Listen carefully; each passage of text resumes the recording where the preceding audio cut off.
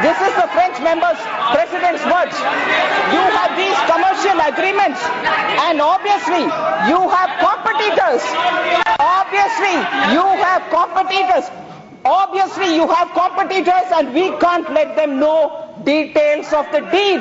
This is what the French president has said to an Indian media house, and what he said to the honorable member is immaterial here. There is no record, no proof, and he's just thrown it at me. Absolutely wrong. सभी सम्मानित सदस्यों को इस बात की जानकारी होगी, इस प्रकार की मॉब लिंचिंग की जो घटनाएं होती हैं, अध्यक्ष महोदय, अफवाहों के आधार पर होती हैं, संदेह पर के आधार पर होती हैं, अनवेरिफाइड जो फेक न्यूज होती हैं, उनके कारण भी इस प्रकार की घटनाएं होती हैं। लेकिन राज्य सरकारों की यह जिम्मेदारी बनती है कि राज्य सरकार इस प्रकार की जो भी घटनाएं होती हैं उस पर जो है प्रभावी वह कार्रवाई करें। मिसाइल टेक्नोलॉजी कंट्रोल रीजन की मैं बात यहां पर करना चाहता हूं। अध्यक्ष महोदय, चीन जो इतनी बड़ी अर्थव्यवस्था है, विश्व की इतनी बड़ी अर्थव्यवस्था है, चीन भी मिसाइल टेक्नोलॉजी कंट्रोल रीजन का मेंबर नहीं है, बल्कि 4 वर्षों के अंदर इस मिसाइल टेक्नोलॉजी कंट्रोल रीजन की मेंबरशिप पाने में यदि किसी देश ने कामयाबी हासिल की है तो अध्यक्ष महोदय, हमारे और आपके देश भारत ने वह कामयाबी हासिल की है। नमस्कार चिंटू में स्वागत है आपका। मैं हूं योगेंद्र और आप देख रहे हैं खास खबर। खास खबर में हम बात कर रहे हैं अविश्वास की जंग।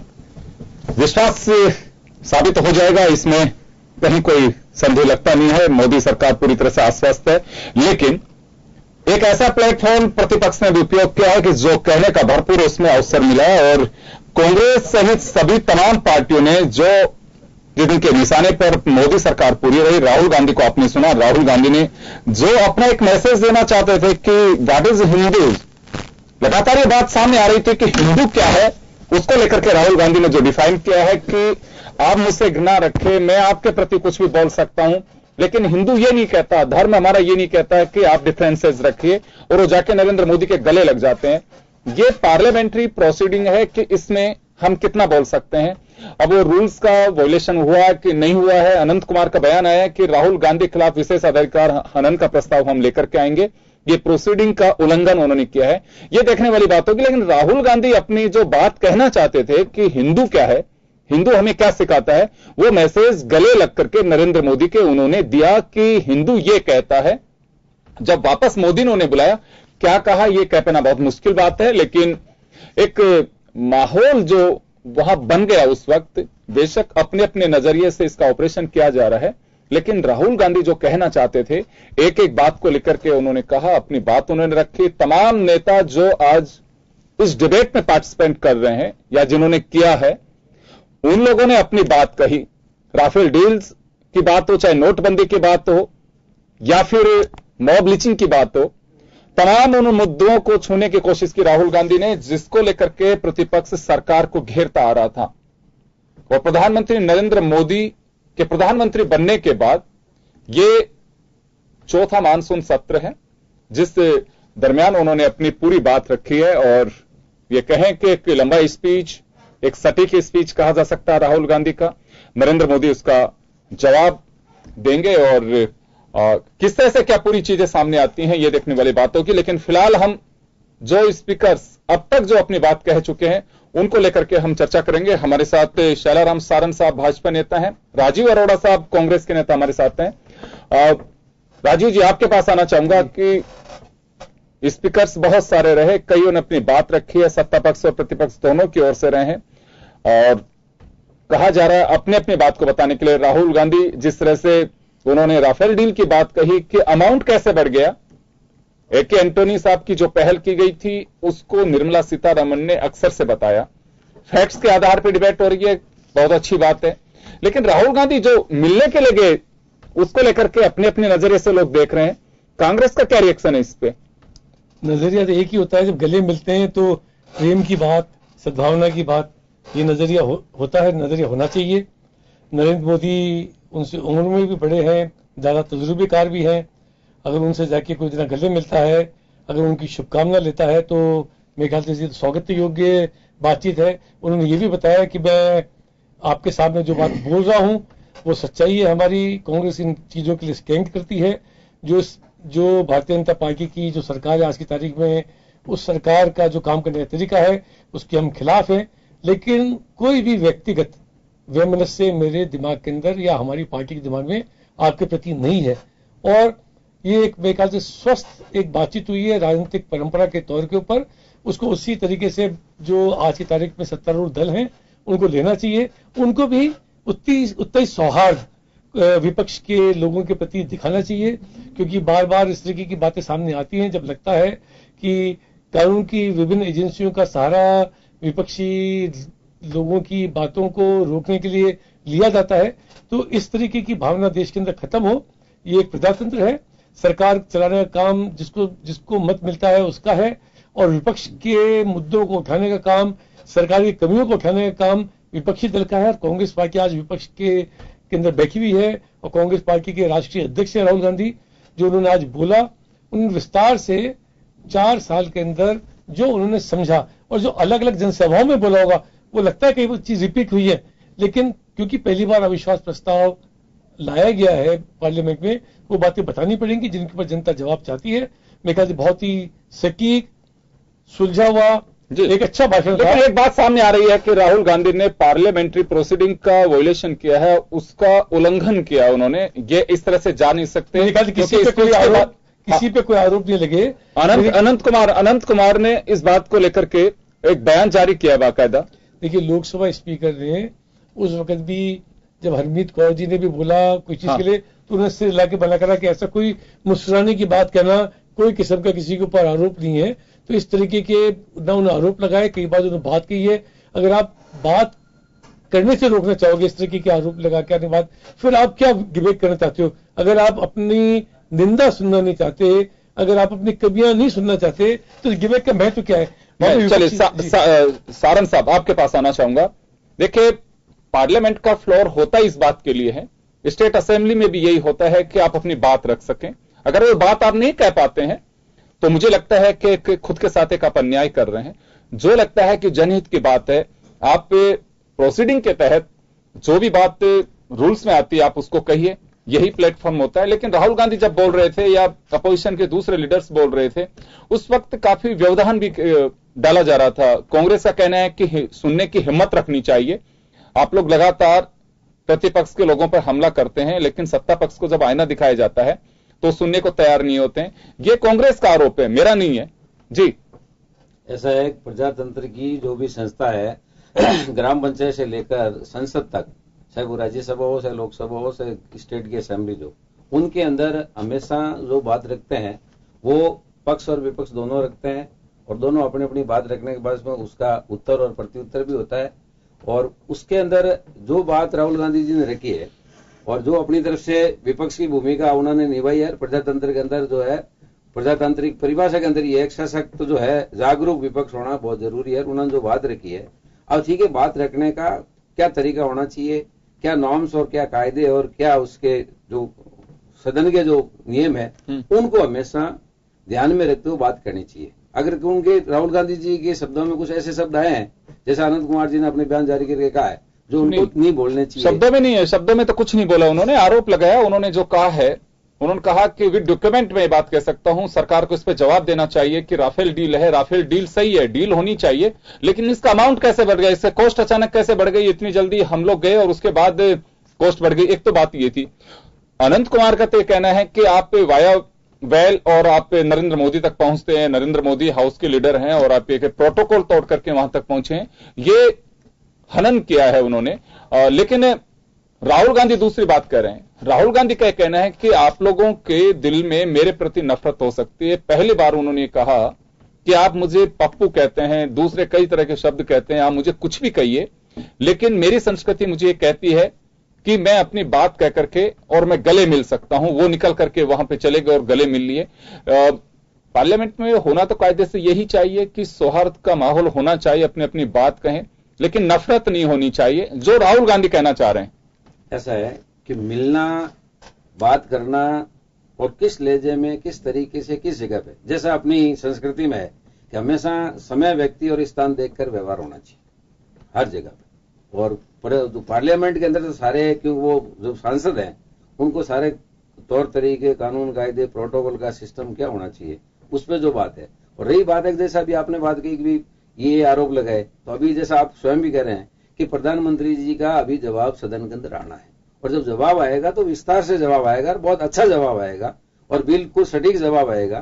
क्योंकि विपक्ष का काम है जो सरकार काम करे, नीतियां पॉलिसियां जो लाए, उसके अंदर सबसे बड़ा तो है कि हमेशा अगर स्वार्थपूर्ण वातावरण में काम करना हो किसी भी स्तर पे, मैंने जैसे कहा ग्राम पंचायत से लेकर संसद तक, तो जो सरकार काम करती है और जो प्रस्ताव लाती है, बिल लाती है, उस पे विपक्ष को भी सहयोगात्मक रखना चाहिए। बेशक हर चीज को क्रिटिसाइज करके रोकने के लिए, उसको टोकने के लिए, या हम विपक्ष में बैठे हैं और हमें कुछ न कुछ बोलना है, ये तरीका नहीं रखना चाहिए।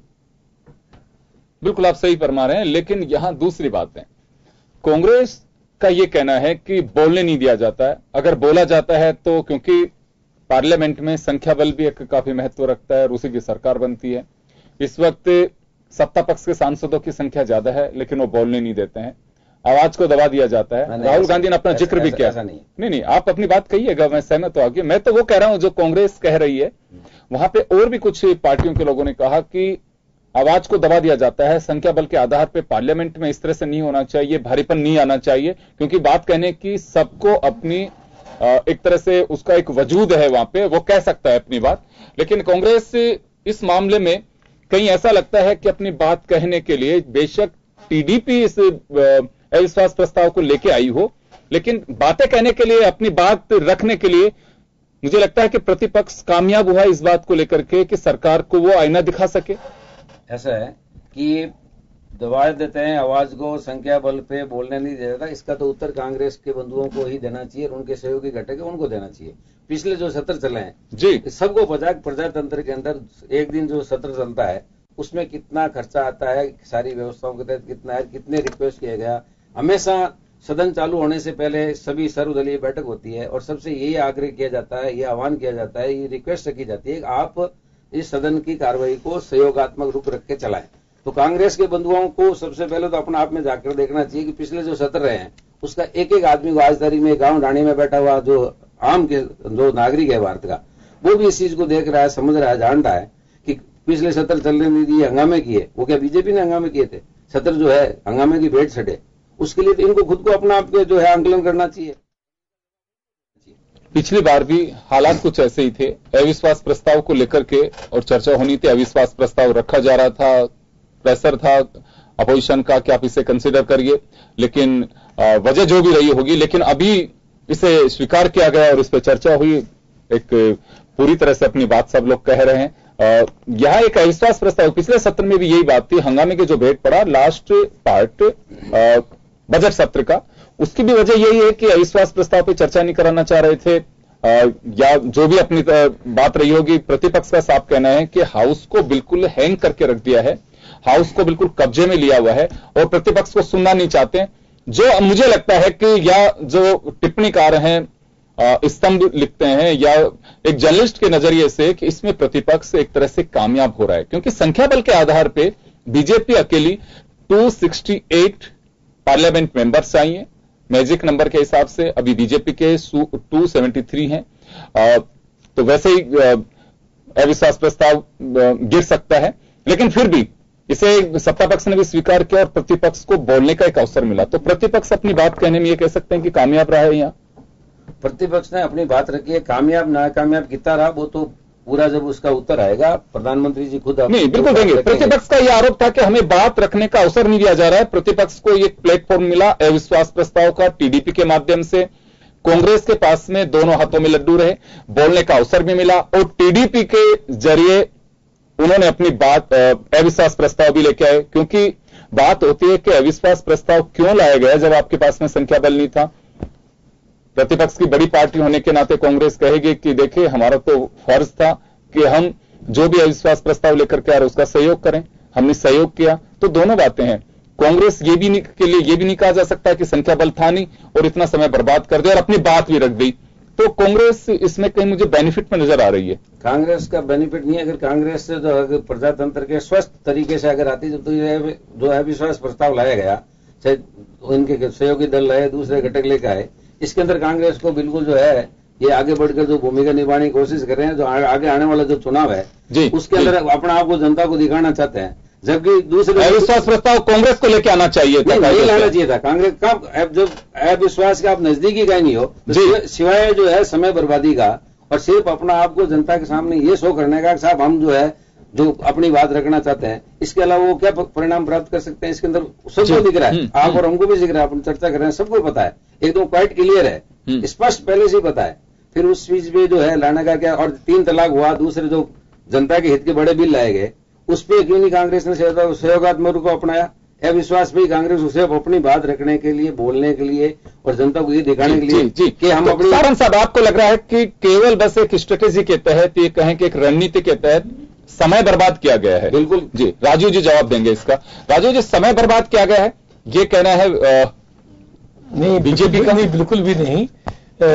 हम लोग हो सकता है विपक्ष आज की तारीख में संख्या में कम हो, वास्तव में कम है भी, उसके बाद भी जब आवाज उठाते हैं उसका असर देश के सभी राजनीतिक दलों पर पड़ता है, आम नागरिक के ऊपर पड़ता है, उनकी सरकार कैसा काम कर रही है उसके बारे में जनता को फैक्ट उजागर होते हैं। उन जल्दी चुनाव आने वाले विधानसभा के, लोकसभा के, ये बहुत ही महत्वपूर्ण समय जिसपे अविश्वास प्रस्ताव लाया गया है, इस पे बहस हो रही है। जनता, हमारे जर्नलिस्ट, सारे टीवी चैनल, हर कोई जना उसको बड़े गौर से सुन रहा है और उनका कारण भी यही है, क्योंकि अब देखिए जब चुनाव पास के अंदर आएंगे उसके संग संग राजनीतिक गतिविधियां बढ़ती हैं और लोग बाग ये जानना चाहते हैं कि देश के अंदर हमारे जो नेता थे वो किस तरीके की बात कर रहे हैं। मुझे आश्चर्य इस बात का होता है कि भारतीय जनता पार्टी चाहती थी कि अविश्वास प्रस्ताव आए तो 2/3 बहुमत से दिखाए कि हमारा पार्लियामेंट में कब्जा है। उनके जो साथी हैं शिवसेना ने आज पार्लियामेंट के अंदर इस डिबेट में भाग नहीं लिया। ये मालूम पड़ता है कि शिवसेना लगता है कि एब्सटेन करेगी पूरी वोटिंग से। आपका एक दल जो कि आपकी सरकार में शामिल हो, वो खुद सोचता हो कि आपकी नीतियों में कोई ना कोई कमी रही है, आपके एग्जीक्यूशन में कमी रही है। जो नवीन पटनायक का जो दल है उसकी बात हो रही है कि वो शायद बाहर जाएगा, तो एक नई विपक्ष की एकता पैदा हो रही है। ये मालूम पड़ रहा है कि एनडीए के अंदर भारतीय जनता पार्टी के संग जो मिले हुए दल हैं उनके अंदर भी कुछ तरीके का गुबार है, अंदर लोगों के पीछे भरा हुआ है। वो सरकार की कार्यप्रणाली से खुश नहीं है, जिस तरीके से महिलाओं पर अत्याचार हो रहे हैं, जिस तरह से युवाओं को रोजगार नहीं मिल रहे हैं, जिस तरीके की विदेश नीति हमारी है, जैसे रफाल के ऊपर बात हुई, उन सब बातों को लेकर नोटबंदी के बाद में लोगों के अंदर इस सरकार के प्रति विश्वास कम हुआ है। और इस अविश्वास प्रस्ताव के माध्यम से हम देश को बताना चाहते हैं कि आज की तारीख में राजनीतिक दलों की सोच क्या है, आम जो सांसद है उसकी सोच क्या है और कैसे ये भारतीय जनता पार्टी की सरकार की लोकप्रियता दिनों दिन कमजोर होती जा रही है। चलिए, बात यहां लोकप्रियता से जुड़ी हुई है कि सरकार की लोकप्रियता कम हो रही है, लेकिन यहां बड़ा सवाल यह है कि क्या कांग्रेस ने समय बर्बाद किया है, जो सत्ता पक्ष का आरोप लग रहा है। और अभी अभी बताया गया है कि कांग्रेस के मिस्टर खड़गे हैं, उन्होंने कहा भी है कि हमें इतिहास की बात भाजपा ना बताए, इतिहास में क्या रहा है।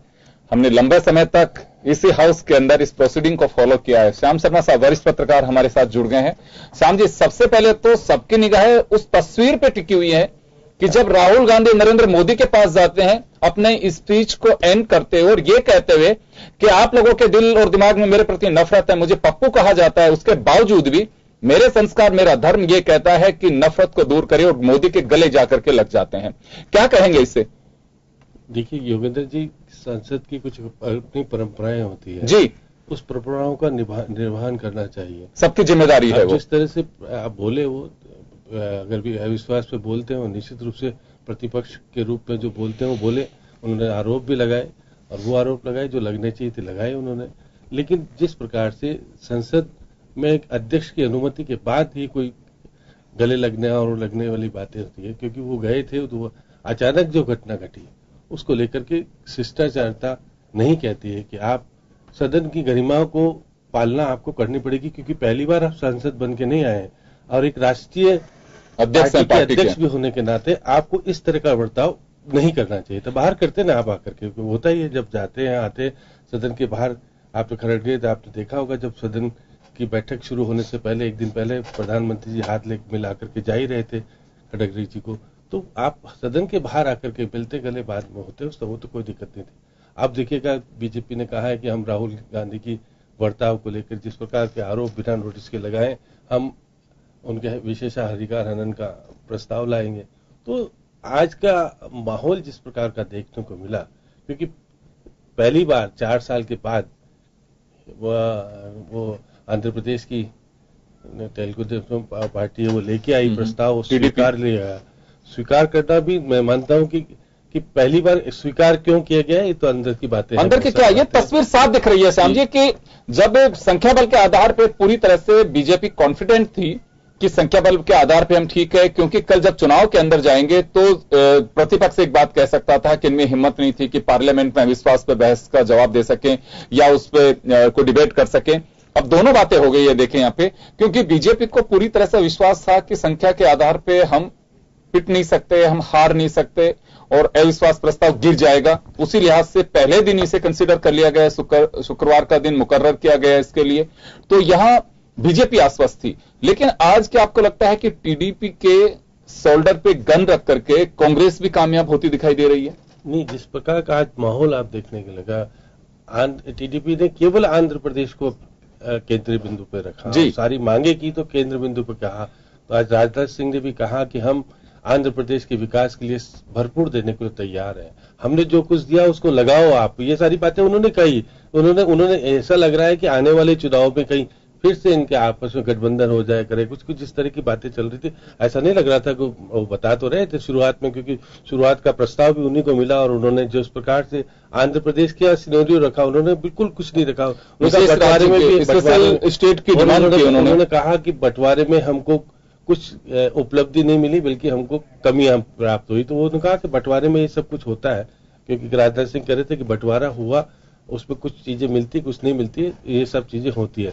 लेकिन फिर उन्होंने विश्वास दिला दिया, उनको कहा कि हम आपके साथ है, आप करो और हमसे मांगो। यहाँ पे ये देखिए, लेकिन विशेष दर्जा हम देंगे नहीं, क्योंकि वाली बातें आ गई थी कि केवल आंध्र प्रदेश ही नहीं दे भी नहीं सकते। वो एक बाकायदा उसके एक रूलिंग बना दिया गया है कि आप किसी भी राज्य को स्पेशल फाइनेंशियल पैकेज तो आप दे सकते हैं, लेकिन आप वैसे नहीं कर सकते कि आप उसे विशेष राज्य का दर्जा दिया जा सके।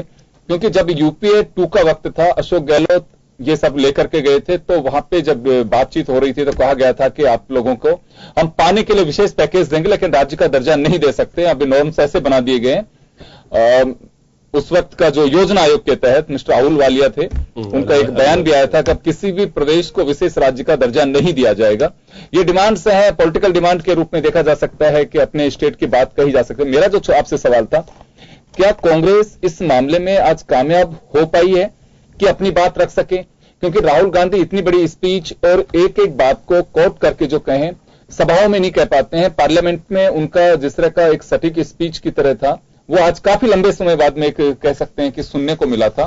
तो अपनी बात कहने में कामयाब रही है कांग्रेस। देखिए आज क्योंकि सदन में राहुल की जो इच्छा थी, बोलते थे कि मैं अगर प्रधानमंत्री सदन में मौजूद होंगे तो 15 मिनट में उनको पानी कर दूंगा, जो भी कहते थे। लेकिन आज उन्होंने तथ्य तो रखे, बातें तो करी, वो सामने वाले पे डिपेंड करता है कि पानी हो पाता है कि रिकॉर्ड में तो वो चीज लेके आ गए जो लाना चाहते थे। क्योंकि पार्लियामेंट में रिकॉर्ड में आने का मतलब है कि दस्तावेज तैयार हो गया आपके लिए, आपको उसका जवाब निश्चित रूप से देना पड़ेगा हाउस में, क्योंकि हाउस की प्रॉपर्टी हो गई। अब हाउस से आप डिनाई नहीं कर सकते, उनको ये भी नहीं कह सकते क्योंकि लोकसभा अध्यक्ष ने दर्ज करवा दिया सारा मामला। अब क्योंकि आपको राफेल वाले मामले में वो बोली है डिफेंस मिनिस्टर, लेकिन अब आपको प्रधानमंत्री जी बोलेंगे तो उनको जवाब देना पड़ेगा एक एक चीजों का, क्योंकि जो आरोप खड़करे लगा रहे हैं वो भी देखिए सारा भी चल रहा है। क्योंकि सदन में ये तो बात सही है कि बहुमत तो इनके पास है और वो साबित भी करेंगे। लेकिन आज जिस प्रकार से जो प्रतिपक्ष बाहर करता था, आज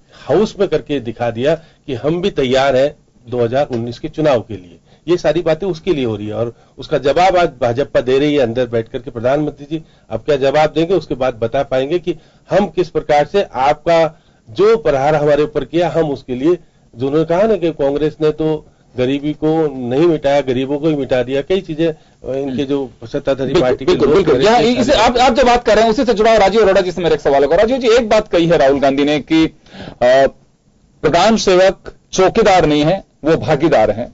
छोटे दुकानदारों की ओर देखते नहीं है, सूट बूट के लोगों की तरफ देखते हैं, यानी कि पूंजीपतियों के हाथ में खेल रहे हैं। सीधा उनका आरोप यही कह सकते हैं जी। अब जी ऐसा क्यों लगता है कि पूंजीपतियों के हाथ में मोदी खेल रहे हैं? देखिए सारी की सारी योजनाएं उन्होंने उदाहरण भी दिया। जियो पीकेएम जिस दिन लागू होती है 8 बजे आप नोटबंदी करते हो, अगले दिन सवेरे प्रधानमंत्री के चेहरे के साथ विज्ञापन आते हैं अखबारों के अंदर। तो सबको मालूम है कि जिस तरीके से रफाल डील हुई है, जब आपने एचएएल को उसका कॉन्ट्रैक्ट नहीं देके किसी प्राइवेट उद्योगपति को कॉन्ट्रैक्ट दिया है जिसके ऊपर 30-35 हजार करोड़ रुपए का पहले से कर्जा है और जिसका जीरो अनुभव है विमान बनाने का। जब हमारे पास एक विमान बनाने वाली कंपनी और सरकारी कंपनी है, उसको छोड़ के आप दूसरे को दे रहे हो और पेट्रोल के दाम, डीजल के दाम ऊंचे कर रखे हैं क्योंकि किसी पूंजीपति की कंपनी का पेट्रोल बिकता है उसके पेट्रोल पंप पे, उसको कमाई हो सके। ये बात उन्होंने खुद के कही है, मेरे को कहने की आवश्यकता नहीं है। राहुल जी ने आज सदन में बात कही है, उसे साफ मालूम पड़ता है कि सरकार कुछ पूंजीपतियों को प्रोटेक्ट कर रही है, उनको सपोर्ट कर रही है, उनके भरोसे पर सरकार चल रही है। इसीलिए किसान की, मजदूर की, दलित की, अल्पसंख्यक की बात सुनी नहीं जा रही है। इसीलिए लोगों को रोजगार नहीं मिल रहा है।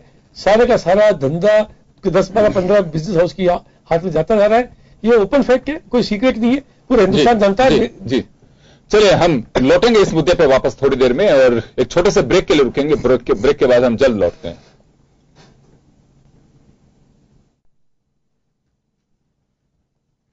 श्याम जी को जो पार्लियामेंट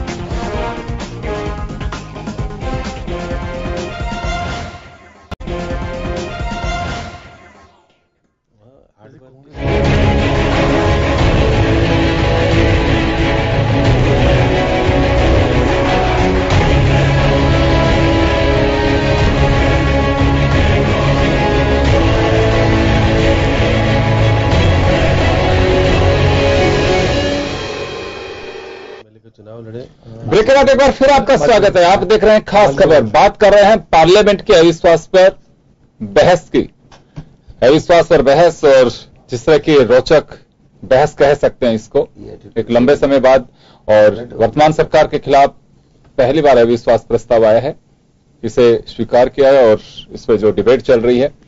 मैं एक बार सारन साहब के पास में वापस जाना चाहूंगा। सारन साहब, आरोप जो राहुल गांधी लगा रहे हैं नरेंद्र मोदी पर, अक्सर ये प्रतिपक्ष की ओर से, खासकर कांग्रेस की ओर से ये आरोप लगते हैं कि सूट बूट की सरकार है, गरीबों का ध्यान नहीं रखती है, पैसे वालों के हाथ में खेलती है। ये मौका क्यों मिल रहा है? क्या कहीं पे ऐसी कोई बात है? अभी राजीव अरोड़ा साहब ने कहा कि जियो आता है, जियो का विज्ञापन छपता है, मोदी की फोटो आती है। पेटीएम के लिए मोदी कहते हैं, जबकि पेटीएम एक प्राइवेट ऑर्गेनाइजेशन है, हिंदुस्तान का ऑर्गेनाइजेशन नहीं है। आप जो एक विदेशी किसी प्लेटफॉर्म को आप प्रमोट कर रहे हो, ये कांग्रेस का आरोप है कि यानी कि कहीं ना कहीं इस तरह का कांग्रेस को या प्रतिपक्ष को नजर आता है कि मोदी पैसे वालों के लिए हैं, पैसे वालों के हाथ में खेल रहे हैं। देखिए, राजनीतिक क्षेत्र में मैं पैसे से वकील भी हूं कि कोर्ट के अंदर तो बात करती है ऑथेंटिक कागजों पर, राजनीति के अंदर कुछ ऑथेंटिक और अनऑथेंटिक दोनों बातें चलती है, अधिकृत और अनाधिकृत। और मैं इनकी पूरी बात को सिरे से नकारता हूं, इसलिए कि मोदी जी एक बिल्कुल साधारण परिवार में जन्मे हुए इंसान है और उसी रीति और नीति के अनुसार काम कर रहे हैं। और अभी जैसा इन्होंने अरोड़ा जी ने कहा, उसका मेरा सीधा सा उत्तर है कि उज्ज्वला जो योजना है, गांवों के अंदर 18,000 गांवों के अंदर जो बिजली पहुंचाई है, जो दूर दराज के गांव में, मैं भी जोधपुर से हूं, और जैसलमेर, बाड़मेर और पहाड़ी इलाका, कल परसों आपको बताया मोदी जी ने जो विद्युतीकृत क्षेत्र से लाभान्वित थे उनसे संवाद किया था। ऐसे ही उज्ज्वला योजना के अंदर लेकिन पूरे देश में हो चुकी क्या? किसी पूरे देश में इलेक्ट्रिफिकेशन की जो बात करेंगे, इलेक्ट्रिफिकेशन हो चुका है। 18,000 गांव वंचित थे, अब सिर्फ 1,000-1,200 जो है बचे हैं। हाँ। और अब जो सौभाग्य करके, चलिए आप लोग स्वीकार तो कर रहे हैं, क्योंकि मोदी साहब 1.5 महीने पहले बात कह चुके हैं कि पूरे देश भर में, मुझे खुशी है 1000 दिन से पहले ही, क्योंकि आपको ध्यान होगा कि जब 15 अगस्त को लाल किला की प्राचीर से जब वो बोल रहे थे कि आज भी 18,000 गांव, मेरी बात पूरी करो। हाँ जी। इसके साथ साथ ही जो है प्रधानमंत्री फसल बीमा योजना, जो किसान के लिए पहले जो होती थी, सिर्फ और सिर्फ ये होती थी कि सिर्फ जो लोन देने वाली एजेंसी जो होती थी, संस्थान होते थे, उनकी तक ही सीमित था। अब किसान को सही मायने में फसल बीमा योजना का लाभ मिल रहा है, एक एक घर घर तक, एक एक किसान तक। और ऐसे ही जो नदियां जोड़ने वाला प्रोजेक्ट की बात करिए, उस पर भी काम हो रहा है। आपको अभी भी आपने पढ़ा होगा 20,000 करोड़ का प्रपोजल बिल्कुल फाइनल स्टेज पे है राजस्थान के अंदर। तो गांव गरीब को ही केंद्र बिंदु मानकर किसान का जो भी एमएसपी बढ़ाया, जिसको सम्मानीय राहुल जी जो एक राष्ट्रीय पार्टी के अध्यक्ष हैं, जुमला शब्द से संबोधित कर रहे हैं। किस बात का जुमला है? उनको पहले तो जुमले का अर्थ, मैं राहुल जी से अगर आप लोग पूछें कि उसके जुमले का मीनिंग क्या होता है, अगर राहुल जी जुमले का मीनिंग बता दे जो आप मैं जो कहे वो करने, राहुल जी नहीं तो राजीव जी देंगे जवाब उसका। नहीं, मैं अच्छा उसको जुमला कह रहे हैं। किसान की आय को बढ़ाने के लिए एमएसपी बढ़ाई है और जो समर्थन मूल्य किसान का बढ़ाया, और इसलिए बढ़ाया कि किसान की आय बढ़े। स्वामीनाथन आयोग की रिपोर्ट है, हम बिल्कुल लागू कर चुके हैं। कुछ ऐसी शर्तें हैं एक दो जिनको व्यवहारिक तौर पर नहीं अपनाया जा सकता, उस पर काम किया है, गरीब के लिए काम किया है।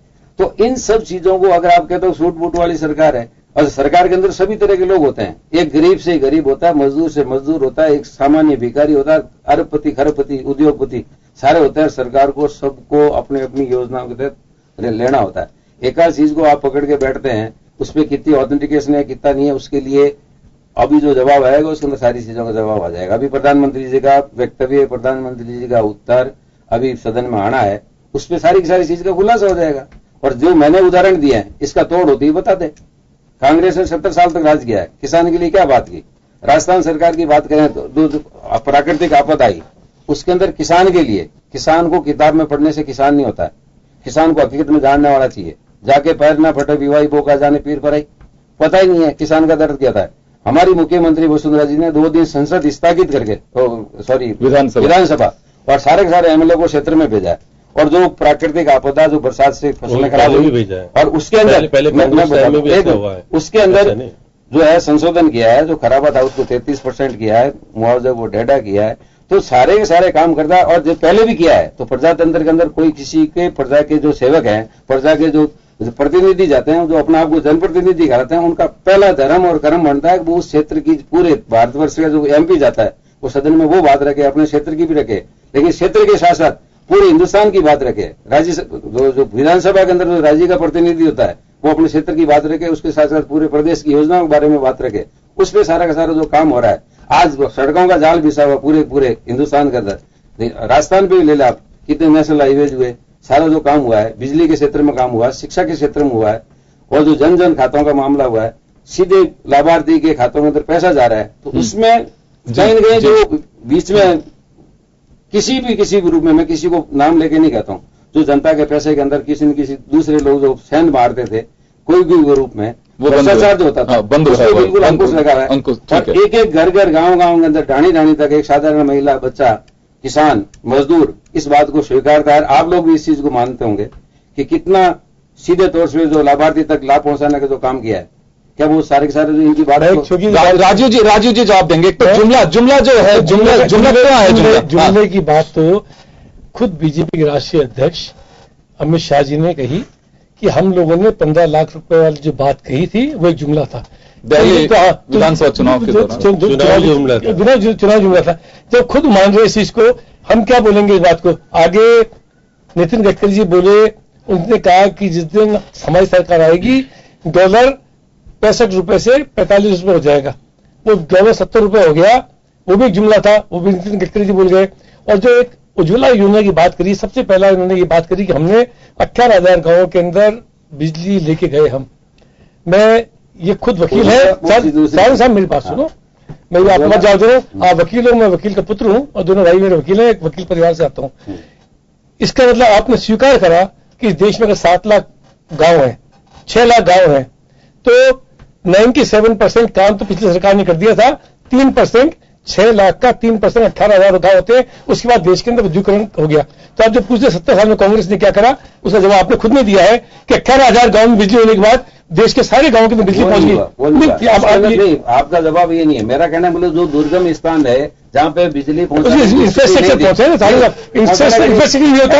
वंचित क्यों रहे? आज भारत का एक नागरिक जब अपन वोट लेने जाते हैं तो कहते हैं सबको समान अधिकार मिले, सबको समान अवसर मिले, सबको आवागमन की सुविधा मिले। आज अटल सड़क योजना जो लागू की है, तो प्रधानमंत्री 4 साल पहले आप बैलगाड़ी हो जाते थे, प्रधानमंत्री सड़कें थी ना। नहीं, देखो सड़कों को गिनाना एक अलग चीज है। प्रधानमंत्री सड़क योजना एक ऐसा आधारभूत ढांचा हिंदुस्तान के अंदर तैयार किया गया, आप इस डिबेट के अंदर तो अभी हाँ नहीं करोगे, लेकिन पीछे से आपको भी अपना मन गवाही। अब मैं भाग रहा हूँ, भाग से लेके शुरू कर दूं, क्या क्या करा कांग्रेस ने, बात नहीं ऐसा है सबको। मैंने क्या कहा, प्रजातंत्र के अंदर कोई किसी पीपीपी मोड में बनाई सब चीजें, कोई किसी को लगा के एहसान नहीं करते, आपने कोई जनता की सेवा के लिए करते हैं। और आप जो गिना ना, मैं ये कह रहा हूँ कि जो काम जो किया ना, प्रधानमंत्री स्वर्गीय होता अटल जी की देन रही है। प्रधानमंत्री पहले भी हुए हैं, लेकिन अटल जी ने जो काम प्रधानमंत्री, बैंक नेशनलाइजेशन किसके पास है, जिस की बात कर रहे हो, आधार किसने दिया? अब मुझसे बात करो, अपने पीछे बात, इन बातों को छोड़ो, अपन आज की बात कर रहे हैं कि पिछले 4 साल के अंदर जो आज राहुल गांधी ने जवाब जो क्वेश्चन उठाए उसका उनको जवाब देना चाहिए। वो गलत है क्या? मैं तो जो 6 प्रश्न उठाए हैं महिलाओं के बारे में, इकोनॉमिक्स ने लिखा कि महिलाओं की स्थिति खराब है, उसी पे बहस है। आज हिंदुस्तान पूरा देख रहा है, बच्चा देख रहा है। हमारे मैं 15 घंटे बोल सकता हूँ। प्रधानमंत्री नरेंद्र जी मोदी बहुत सटीक और उसका बहुत तर्क संगत जवाब देंगे। अभी उनका जवाब आना है। प्रधानमंत्री जी के जवाब से पहले उस विषय में मुझे बोलने का कोई अधिकार नहीं है, मेरे पद और कद के हिसाब से। बहुत ही मुझे विश्वास है कि सम्मानीय प्रधानमंत्री जी पूरा का पूरा जो है प्रजातांत्रिक तरीके से सशक्त। एक मेरा छोटा सा सवाल है आपसे सारंग साहब, राहुल गांधी जिस बात को कोट किया उन्होंने, मैंने पहला क्वेश्चन भी आपसे था, आपने जवाब नहीं दिया उसका। राहुल गांधी, मैं जो कहना चाह रहा हूं, आपने सुना भी होगा राहुल गांधी को, वो ये कह रहे थे कि मेरे प्रति नफरत भाजपा के लोगों के दिल और दिमाग में घुसी हुई है, मुझे पप्पू कहा जाता है, मेरी मजाक उड़ाई जाती है, लेकिन मैं इससे सबसे नाराज नहीं होता हूं। आप लोग कहिए, मेरे धर्म मेरी संस्कृति मुझे कहता है कि हम सौहार्द से जिएं और सबको गले लगाएं। यही वजह थी कि अपनी सीट छोड़ के वो नरेंद्र मोदी तक जाते हैं। ये बात सही है कि प्रोसीडिंग होती है, वहां की एक परंपरा होती है, आपको उससे बंधे होना पड़ता है सबको। और राहुल गांधी पहली मर्तबा जीत के भी नहीं आए, एज ए रूल वो जा नहीं सकते वहां पे, प्रोटोकॉल नहीं। मेरी बात सुनिए, लेकिन वो एक सिंबल, एक मैसेज दे गए कि हिंदू का अर्थ ये है, वो सीधा एक हमला जो आपस में चल रहा है, हिंदू मुस्लिम की बात पे पोलराइज करने की बात कई बार की जाती है पॉलिटिकल पार्टीज की तरफ से। उनका सीधा जो एक आक्षेप जो रहा, उनका एक आरोप रहा कि आप लोग नफरत फैलाने का काम करते हैं, हिंदू को मुस्लिम से लड़ाने का काम करते हैं, लेकिन मेरा जो धर्म हिंदू है और हिंदू जो धर्म है वो हमें गले लगाने की बात कहता है। मतलब एक तरह से सरकार को कटघरे में खड़ा कर रहे थे मॉब लिंचिंग के साथ में, जो जोड़ा उन्होंने। साथ ही उन्होंने एक बात जो और कही, आपने गौर फरमाया होगा उस पे, उनका साफ ये कहना था कि हम केवल बस से विकास की बात ना करके तुष्टीकरण या पोलराइज करने की बातें करते रहेंगे तो देश का विकास नहीं हो सकता। जब ही उन्होंने कहा कि एक गले मिलने की जो बात, तो वहां तक पहुंच करके, तो क्या इसे एक नाटक करार देंगे? इसे नहीं, मेरा ये कहना था, पहले भी मैंने बताया, समय, व्यक्ति और स्थान देखकर व्यवहार किया जाए। मैं खुद भी कह रहा हूं कि एज ए रूल नहीं जा सकते वहां पे, एज ए रूल नहीं जा सकते। और ये अभी अरोड़ा जी खुद अपना आप को इस बात को स्वीकार किया था, और अभी आपने भी, पत्रकार महोदय ने ये बात कही है, हमेशा कोई भी काम अपनी जगह पे सही होता है। अगर एक माँ बेटे से मिले, बेटा पिताजी से मिले, भाई भाई से मिले, लेकिन वो मिलने का समय और स्थान उपयुक्त हो, वो बात होती है। आज जिस लहजे में वो जाकर मिले वो सही नहीं था। क्यों नहीं था? कि वो स्थितियां सारी जो थी, खाली ये क्यों मिले, वो उनकी अपनी उपज और उनकी सोच है, लेकिन जो तरीका था वो सही नहीं था। उन्होंने प्रोसेस को फॉलो नहीं किया। लेकिन जो बीजेपी अक्सर ये बात कहती है कि मुस्लिमों की पार्टी, ये वो, उसका एक जवाब मुझे लग रहा है कि राहुल गांधी ने दिया। एक बात बताइए, राहुल गांधी जी अगर प्रधानमंत्री जी जाके गले मिल लिए, गले मिलने से कौन सा मुस्लिमों का, ईसाइयों का, सिखों का या हिंदुओं का क्या तो घटा दिया और क्या बढ़ा दिया, और उससे क्या वो संदेश देना चाहते हैं? ये मैं आपसे जानना चाहता हूं, कोई मैसेज गया इससे? कोई नहीं गया। अब आज की तारीख में मैसेज ये गया कि राहुल गांधी जी ने वहां अपनी अपरिपक्वता दर्शाई है। इस तरह से श्याम शर्मा साहब जवाब देंगे इसका। श्याम जी, यहां देखिए राहुल गांधी के स्ट्रेटेजी को देखिए, कांग्रेस के रणनीतिकार क्या सफल हो पाए इसमें? 2 दिन पहले, 3 दिन पहले से ही निर्मला सीतारमण हो, चाहे जावड़ेकर हो, एक बात आ रही थी कि एक मुस्लिम कम्युनिटी के किसी ट्रस्ट के कार्यक्रम में राहुल गांधी जाते हैं, वहां उन्होंने कहा कि मुस्लिमों की पार्टी है कांग्रेस, और उस को लेकर के काफी कुछ कहा जा रहा था। इन्होंने आज पार्लियामेंट में जो कोट किया कि मेरा धर्म हिंदू है और हिंदू संस्कृति क्या सिखाती है, वो जाके नरेंद्र मोदी के गले मिलते हैं। यानी कि वो सीधा एक मैसेज देना चाहते हैं कि मैं हिंदू हूं, क्योंकि इनके तिलक के या फिर वो धोती पहन करके कई जगह गुजरात चुनाव के दरमियान पूजा अर्चना की उन्होंने, ये सब एक पाखंड बताया जा रहा था। तो क्या ये 3 दिन पहले कांग्रेस के लिए विवाद खड़ा किया राहुल गांधी ने, उसको पाटने की कोशिश की है राहुल गांधी ने? देखिए, सदन में जिस प्रकार की भाषा का उपयोग होना चाहिए उस उपयोग को करना पड़ता है। वहां पर आप सांप्रदायिकता वाली बात नहीं कर सकते। बहुत सारी चीजें हैं। आपने जिस प्रकार का आज कहा और करने का प्रयास किया, लेकिन देखिए प्रधानमंत्री ने भी अपना बड़ापन दिया। वो गले लगने के बाद उन्होंने खड़े होकर के हाथ मिलाया, उनको बुलाया वापस के हाथ मिला करके, क्योंकि आप बराबर के हो गए हो इसलिए गले नहीं, आप हाथ मिला के चलिए। तो उन्होंने जवाब देने का प्रयास किया, लेकिन उसकी परंपरा को तोड़ने से आप दोनों को परंपरा नहीं तोड़नी चाहिए, कोशिश ही होनी चाहिए। अब आप कह रहे हो कि हम विशेषाधिकार हनन लाएंगे हम, अब आप क्योंकि आप बहुमत में ला भी सकते हैं और निर्णय भी करा सकते हैं, ये भी हो सकता है। प्रधानमंत्री लेकिन देखिए निर्णय करने का अधिकार, अगर राहुल गांधी के खिलाफ अगर अविश्वास प्रस्ताव सत्ताधारी पार्टी लाती है, जैसा कि कहा जा रहा है, तो राहुल गांधी का कद छोटा नहीं होगा और बढ़ेगा। तो इसलिए पता नहीं क्या होगा, क्या स्थिति होगी अलग है। लेकिन आज राहुल गांधी ने, यह तो बात है कि अपनी बात को बाहर नहीं सदन में कह करके रिकॉर्ड में दर्ज करा दिया। ये इतिहास में बोलेगा हमेशा। अब क्योंकि प्रधानमंत्री उसका जवाब क्या देते हैं वो बात अलग है, बाकी लोग बोल रहे हैं वो बात अलग है, लेकिन क्योंकि सीधे तौर पर प्रधानमंत्री जब बोलेंगे तो एक एक चीज का जवाब देंगे, सूट बूट का भी जवाब देंगे। उनका सूट तो बिक ही गया 4 करोड़ में, वो अलग बात है सारी है। लेकिन ये शुरुआत में और बाद में, देखिए प्रधानमंत्री ने भी अपने बदलाव किया है। शुरुआत में उनकी स्थिति अलग थी और आज अलग स्थिति है। वो कुछ भी बाहर कहते हैं, देखिए उन्होंने कह दिए ना, जयपुर में आपके सामने कह के गए कि बैलगाड़ी नहीं बैलगाड़ी है, तो वो भी आरोप, मुस्लिमों का आरोप नेताओं ने नहीं, खुद स्वयं प्रधानमंत्री ने लगा दिया। और अगर वो लगाते हैं तो ये भी कहा कि ये भी बता देना चाहिए कि पार्टी पुरुषों की है कि महिलाओं की है, तो बड़ी विचित्र स्थिति हो रही है। तो क्या राहुल गांधी का जो चलिए ये बात तो है कि पार्लियामेंट्री प्रोसीडिंग को फॉलो नहीं किया राहुल गांधी ने, लेकिन क्या अपनी बात कहने में कामयाब हो गए कि जो कटघरे में राहुल गांधी खड़े किए जा रहे थे, जिन पर सवाल उठ रहे थे कि मुस्लिम पार्टी कांग्रेस, क्या वो एक जो जवाब देने का एक वक्त था, राहुल गांधी ने इंतजार किया और क्या इस मुद्दे को जवाब से बांटने की कोशिश कर रहे हैं? देखिएगा, वो उन्होंने ये तो कहा कि मुझे आज राष्ट्रीय कांग्रेस पार्टी का मैं राष्ट्रीय अध्यक्ष हूं।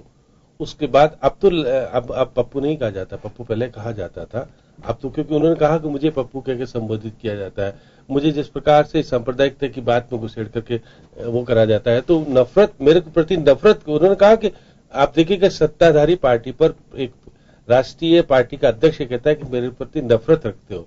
उसको नफरत को मिटाने का उन्होंने तरीका बताया कि मैं गले लगता हूं, लेकिन सदन उसको अनुमति नहीं देता। बिल्कुल, आप वहां पर अपने उस पर कहते हैं मैं गले लगना चाहता हूं, मैं प्रधानमंत्री जी को बड़प्पन बता के बहुत सारी चीजें। तो इसे राहुल गांधी का अति उत्साह कहें या बीजेपी जो कह रही है कि अपरिपक्वता है ये? देखिएगा कि अब बीजेपी तो अब मायने कहीं लगाएगी ना, वो तो अलग अलग बात है। लेकिन ये बात सही है क्योंकि आप बहुत जिम्मेदार पद पर पहुंच चुके हैं। ये बात सही है कि आप अपनी चेयरपर्सन, जो यूपीए चेयरपर्सन आज भी जो है तड़की, वो भी आज उनकी मां सदन में मौजूद है, तो नंबर 1 वो कहलाते हैं, सेकंड नंबर को वो कहलाते हैं। आज भी उनका अस्तित्व उनकी मां के बाद कहलाता है, तो वो अस्तित्व नंबर 1 का कब बनेगा? तो वो वाली चीज इसलिए अपरिपक्व कह देते हैं, बहुत सारी चाहत कह देते हैं। आज किसी ने सदन में उनको पप्पू कह के संबोधित नहीं किया, उन्होंने खुद ने कहा। पार्लियामेंट में तो मुझे नहीं लगता कि राहुल गांधी ने अभी तक किसी ने पप्पू कहा भी है। आज की स्थिति में उन्होंने खुद ने कहा कि लोग मुझे पप्पू कह करके संबोधित करते हैं, मुझे निचला दिखाने का प्रयास करते हैं, मुझे सांप्रदायिक करने का प्रयास करते हैं, मुझे मेरे प्रति जिस प्रकार की भावना होती है। उन्होंने कहा कि मैं सद्भावना प्रकट करता हूं। प्रधानमंत्री जी आप बड़े हैं, इसलिए मैं आपके गले लग करके कहना चाहता हूं कि मेरे दिल में आपके प्रति सम्मान है और मैं उसको प्रकट करना रहता हूं। क्योंकि प्रधानमंत्री जी भी समझ नहीं पाए कि राहुल गांधी जी मेरे पास आए क्यों है, और वो इतना टाइम भी नहीं दे पाए, वो फट गले पे लगी गए। उसके बाद उन्होंने चाहने लगे तो उनका नहीं, रुकिए, मैं बुला करके कहा, उन्होंने कहा नहीं आप क्योंकि बराबर के हो गए इसलिए हाथ मिलाता हूं। तो उन्होंने जवाब तो दे दिया सदन में जवाब देने की बस परंपरा नहीं होती इस प्रकार की, क्योंकि वहां पर सब कुछ होता है, अध्यक्ष होता है, अध्यक्ष परमिशन अनुमति से भी आप गले नहीं लग सकते। वो बहुत परंपरा। आप देखिए जब विदाई होती है, सांसदों की विदाई होती है तो अलग चीजें होती है, लेकिन आज हो सकता हो कि आने वाले समय में राहुल गांधी इस घटना से भी कुछ सीखेंगे और नई राजनीति जिस प्रकार से जन्म ले रही है उसमें एक नई राह उनको मिलेगी। और क्योंकि प्रधानमंत्री बोलेंगे उसके बाद माहौल देश का किस प्रकार का होगा, क्या होगा, क्योंकि आज तो अभी तक सदन में बहस चल रही है। अब मैं एक बात और कहना चाहूंगा श्याम जी, अनंत कुमार का जो वक्तव्य आया है कि हम विशेषाधिकार हनन का प्रस्ताव लेकर के आएंगे, क्या आपको लगता है कि इस प्रस्ताव को इंट्रोड्यूस करा दिया जाए? क्योंकि कल का दिन भी तय करेगा कि समाचार पत्रों में क्या कुछ छपता है। कि राहुल गांधी को अगर इसका एडवांटेज मिलता है कि राहुल गांधी ने 3 दिन पहले जो बयान दिया था या कथित रूप से मुस्लिम कांग्रेस पार्टी का लेकर के, अगर इस बयान को वेट मिलता है तो कांग्रेस के खिलाफ राहुल गांधी के माफ करिएगा राहुल गांधी के खिलाफ अविश्वास प्रस्ताव को विशेष अधिकार हनन का प्रस्ताव पर चर्चा करवा सकते हैं, उसे लेकर के आया जा सकता है, क्योंकि इंट्रोड्यूस करा सकते हैं या एक दिन बाद भी करा सकते हैं मंडे को, क्योंकि अब तो पार्लियामेंट 2 दिन के लिए स्थगित रहेगी, मंडे को फिर पार्लियामेंट का सेशन शुरू होगा। तो क्या इसे उस रूप में देखा जा सकता है कि अभी सुर्खियां क्या कहेंगी, क्या बीजेपी इसे एक रणनीति का हिस्सा बनाएगी? देखिएगा, क्योंकि अभी विशेषाधिकार हनन का प्रस्ताव अभी नहीं आ सकता। जब अभी प्रस्ताव पहले तो प्रधानमंत्री बोलेंगे, उसके बाद अब प्रधानमंत्री जी उसमें विश्वास मत प्राप्त करेंगे, विश्वास मत प्राप्त करने के बाद सदन की कार्रवाई स्थगित कर दी जाएगी, क्योंकि एक प्रक्रिया होती है। तो ये तय होगा कि अगर समाचार पत्र क्या कहते हैं उसके बाद मंडे को तय कर सकते हैं। सदन में बोल दिया ना कि हम विशेषाधिकार हनन का प्रस्ताव लाएंगे, तो लाएंगे, सरकार है, सरकार की बहुमत है, और क्योंकि वहां पर लोकसभा अध्यक्ष को प्रस्ताव देना पड़ता है, वो फिर उसको अनुमति देती है तो हाउस में आता है प्रस्ताव, बाकायदा रखना पड़ता है, उसका समर्थन अगर चाहे तो हाउस में पहले भी लाया कह सकते हैं कि हम विशेषाधिकार हनन का प्रस्ताव लाते हैं, कि सरकार के पास तैयारी होती है, रख सकते हैं और उसको स्वीकार करा सकते हैं। लेकिन लोकसभा अध्यक्ष ये भी सोच सकती है कि ये उपयुक्त कॉज नहीं है विशेषाधिकार हनन का, क्योंकि वो तो इच्छा के ऊपर है, उसे खारिज भी कर सकते हैं, वो कह भी सकते हैं, एक नसीहत देकर के, एक समझाइश के साथ में कि प्रोसीडिंग का ख्याल सबको रखना चाहिए, उचित व्यवहार नहीं था, भविष्य में इस बात का ध्यान रखा जाए, सबको ताकीद किया जाता है, ये कह भी सकते हैं। देखिए वहां सबसे बड़े जो एक सुप्रीम पावर है वो होती है स्पीकर, क्योंकि हो सकता है कि स्पीकर विशेषाधिकार हनन प्रस्ताव पर तत्काल को निर्णय देने के बजाय प्रस्ताव विशेषाधिकार समिति दे सकती है, वो निर्णय करेंगी, फिर हाउस में दोबारा आएगा, तो एक अलग चीजें होती है। इसलिए राहुल गांधी को ये कहा जाए, देखिए क्या तुम्हारे पर अविश्वास हो क्या, विशेषाधिकार प्रस्ताव आ गया है और हमने उसको सौंप दिया, आप कार्रवाई करेंगे, वो अगर ठीक चलोगे तो ठीक है, नहीं तो हम कार्रवाई कर सकते हैं, ये भी स्थिति बन सकती है। कई चीजें होती है, हाउस की बहुत सारी चीजें होती है कि सदन में किस प्रकार से नेता को कायम कराया जाए, और उसके अलावा कितनी चीज बाहर आप उसकी कोट करके आप उस पर चर्चा कर सकते हैं। हर बात पार्लियामेंट या असेंबली की होती है, आप उस पर खुल करके चर्चा नहीं कर सकते हैं। कुछ एक चीजें ऐसी होती हैं अगर उसे एक्सपेंस कर दिया जाता है तो आप उस पर बाहर चर्चा नहीं कर सकते। अब देखना होगा, अभी तक तो मेरे ख्याल में उन्होंने किया नहीं था, और उसके बाद अब अगर है तो जैसे श्याम जी कह रहे हैं, सबको मालूम है कि रिकॉर्ड में दर्ज हो चुका है कि राहुल गांधी जो चाहते थे, जो आरोप लगाए, वो तमाम वो चीजें हैं जो हाउस की प्रॉपर्टी बन चुकी है, हाउस के रूल्स में आ चुका है, और इस पे जवाब पीएम जो है वो देंगे। एक एक चीज का नोटिंग होता है, उनके पास में सारा मैसेज आएगा, मैसेज के बाद सरकार की ओर से वो जवाब देंगे, क्योंकि हाउस ऑफ लीडर है, और उनके जवाब के बाद ही इसकी जो वोटिंग का एक प्रोसीजर होता है वो होगा। मैं एक बार फिर राजीव जी के पास में जाना चाहूंगा। राजीव जी, यहां देखिए वेटेज वाली बात है। राहुल गांधी, ये बात तो सही है कि इसमें अति उत्साह के साथ में वहां चले गए और अपनी बात कहने में वहां तक तो कामयाब रहे, लेकिन अपरिपक्वता की बात कर रही है बीजेपी इसको लेकर के कि देखना चाहिए कि किस जगह में किस तरह का व्यवहार करना है। आपको सावधान होगा कि हरसिमरत कौर, उन्होंने भी इस बात को लेकर के उन पे तंज कसा था। जो स्पीकर हैं उन्होंने भी हल्की सी नाराजगी जताई थी कि ये सब कुछ ठीक उचित नहीं लगता है, हाउस की अपनी एक प्रोसीडिंग होती है। नहीं, स्पीकर ने तो कहा था कि ऐसा कुछ नहीं हुआ, कि मुस्कुराने की बात भी नहीं कर सकते क्या। मैंने खुद ने पूरी डिबेट उनकी सुनी है, उन्होंने उस चीज को कोई अदरवाइज नहीं लिया था। और मेरा मानना यह भी है कि आज के 70 साल के इतिहास के अंदर पहली भी ऐसी स्थितियां बनी होंगी जब किसी को अभिवादन देने के लिए, किसी को बात करने के लिए लोग आगे आए होंगे। कभी वेल में लोग आ जाते हैं, वो भी कोई हाथ मिलाने तक तो जीतते करते थे, देते हैं, लेकिन ना पक्ष से आप अगर हा पक्ष में जाते हैं अपनी बात पूरी करने के बाद, उसका एक प्रोसीजर, अगर आप इस तरह से छोड़ के वेल में आते हैं तो एक मैसेज जाता है कि आप अपनी को नाराजगी जाहिर करने आते हैं। आप सामने से बिल्कुल नहीं जा सकते, क्योंकि उस वक्त कौन बोल रहा है, स्पीकर और जो बोलने वाला होता है हाउस का मेंबर, उसके बीच से निकल नहीं सकते। मेरे ख्याल से जो हाउस के लोग जाते हैं वो पीछे से जाते हैं बिल्कुल, और उसी में से नापक्ष लोबी की अपनी उसमें सीटों के पीछे से आप जाकर के और आप अपनी बात कह सकते हैं, वहां तक पहुंच सकते हैं। मंत्रियों के पास में नापक्ष लोबी के विधायक जाते हैं, सीएम तक भी पहुंच जाते हैं। अगर विधानसभाओं में बात करें तो वही सारा सिस्टम है वो पार्लियामेंट में है, लेकिन आप जब सामने से गए हैं और सीधे जाकर के आप गले मिल रहे हैं, क्योंकि लीडर ऑफ हाउस होते हैं प्रधानमंत्री, तो उनका अपना एक प्रोटोकॉल है, वहां उनका उनके प्रति एक विशेष उनको एक राइट मिला हुआ है। तो उसके लिए लगता है जो कहने वाले लोग हैं कि वो कहीं ना कहीं राहुल गांधी से उसमें चूक हुई है। देखिए योगेंद्र जी, इसको कानूनी जटिलता में नहीं डाल के अगर हम उसके पीछे की भावना को समझने की कोशिश करें, उस सिंबॉलिकता को समझने की कोशिश करें कि विपक्ष के प्रति जो सत्ता में पार्टी है उसका सौहार्दपूर्ण व्यवहार भविष्य में बना रहे, और हम आपके प्रति कोई नफरत नहीं रखते हैं। ये सोनिया गांधी भी करेंगी, गले मिलेंगे कि जाकर के? नहीं मिलेंगे, गले मिलेंगे। आप देखिएगा अभी सदन की गरिमा को आप उसको ये मत कीजिए कि हम वहाँ भावनात्मक प्रकट करना चाहते हैं। सदन के अपने नियम होते हैं, आप अपने स्थान पे खड़े वो तो विशेषाधिकार आएगा तो मालूम पड़ जाएगा। बोलते रहे नहीं, आप विशेषाधिकार इसमें नहीं आ रहा। विशेषाधिकार तो आ रहा है कि जिस प्रकार से आपने बिना नोटिस दिए हुए आरोप लगाए, इस पे आ रहा है। नोटिस देना होता है। आप देखिएगा अभी बाद में मालूम पड़ेगा। शुरू में योगेंद्र जी ने बात कही तो शायद हम यही बात थी कि शायद आपने संसद की परंपराओं का पालन नहीं किया। ये भी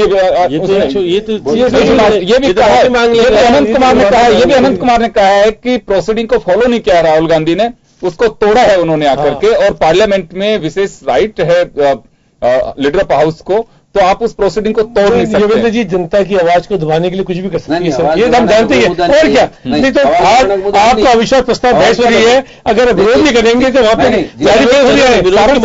आपके पास आना चाहूंगा। देखिए जैसे लगातार ये बात उठती आ रही है कि पार्लियामेंट में सौहार्द बिगड़ रहा है, असेंबलीज में सेशन में छोटे होने लगे हैं, वहां स्थितियां नहीं है, तो ऐसे में राहुल गांधी की पहल थोड़ी 2 कदम आगे बढ़ा सकती है कि मिलकर के काम करें।